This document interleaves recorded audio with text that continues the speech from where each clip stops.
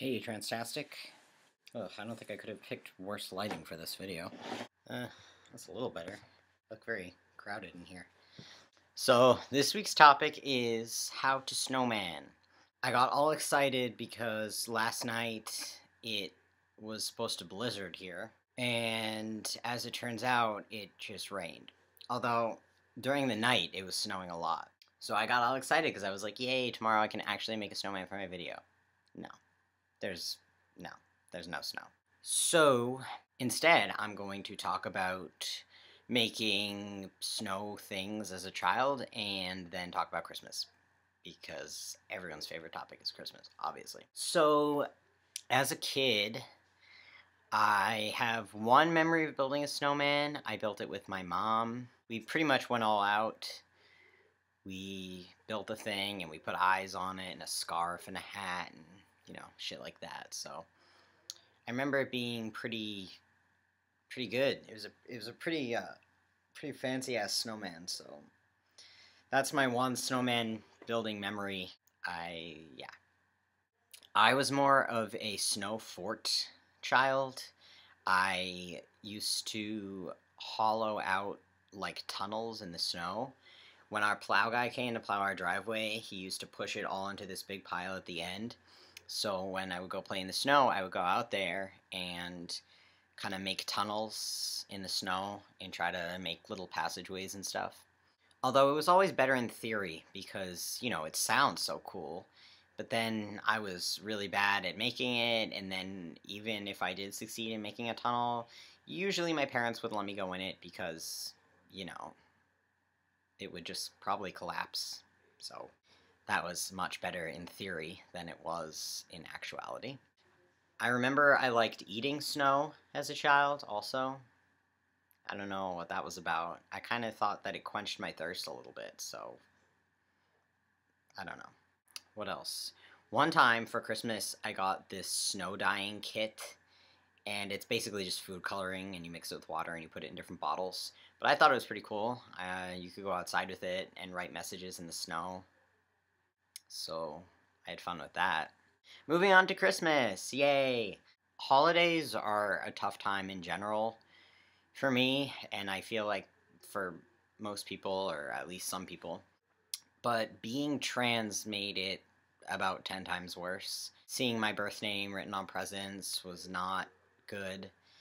Last Christmas was the first one that I was out for with a chosen name and everything.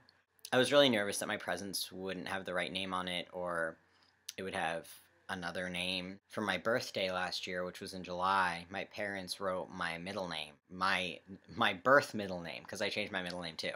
They wrote my birth middle name on my cards and everything for my birthday, which was a bummer, and I was afraid that that was going to be the case for Christmas also. But it ended up not being the case, and last Christmas was the first one that I got the right name on my presents, and I saved one of the tags because I was so happy. I thought it was the best thing ever. I was so happy.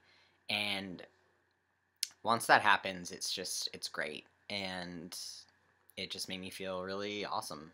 Last Christmas, when I went to my aunt and uncle's house, which we do every year, the aunt and uncle who actually were hosting the Christmas wrote Reed on my tag. But everyone else just put in a big R. I don't know. I mean, I think that they were avoiding the whole thing, so. But, it was still nice that they, at least my aunt and my uncle, were supportive and everything, which they have been through this whole Christmas. I mean, Christmas, what? Through my whole transition. Transition and Christmas aren't the same. This year was another new thing. I just got top surgery in August. I'm coming up on 4 months post-op in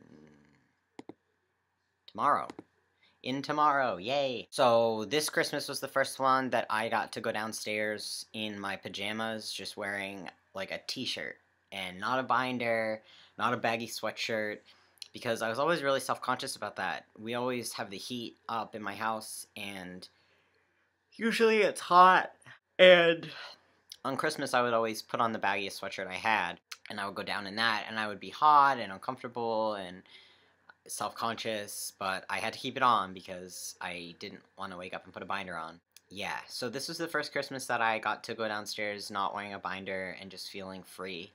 And it was awesome. And I just got to open my presents and be in a t-shirt, which I thought was going to be more climactic than it was. But since I get to come downstairs in a t-shirt every day and experience that, it's, it was really nice, and I loved that it happened, but it wasn't as, climactic as I thought it was going to be, which is fine. It was still great. Let's see, what else? When I went to my aunt and uncle's house this year, though, everybody who gave me presents wrote read on it, so that was good. I had a pretty positive holiday this year overall. No snowmen were built, so can't really talk about that.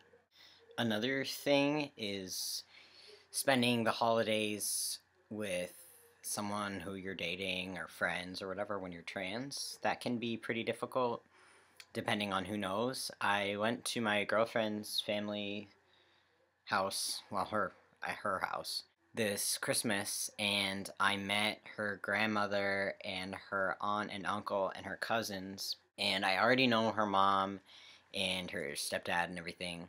So being around them wasn't, being around any of them wasn't really nerve-wracking for me. I'm kind of past this stage where I'm like, oh my god, am I passing on Christmas or around new people or whatever? So I knew that I was passing. There was no question about that.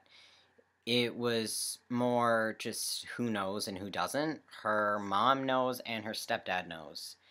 And I guess after her grandma met me, her mom told her grandma. That's something that you have to talk to your significant other about, whether or not you're comfortable with people coming out for you to people who you don't really know that well. Like I met her once, and then her mom took it upon herself to tell her, which I personally have no problem with. I think that, as long as you stand up for me, if the person that you're telling has a negative reaction, then I'm fine with you telling people. I'm not offended by it or anything, and I think it's great because her mom just really wants to be supportive of me, and I think that's really cool.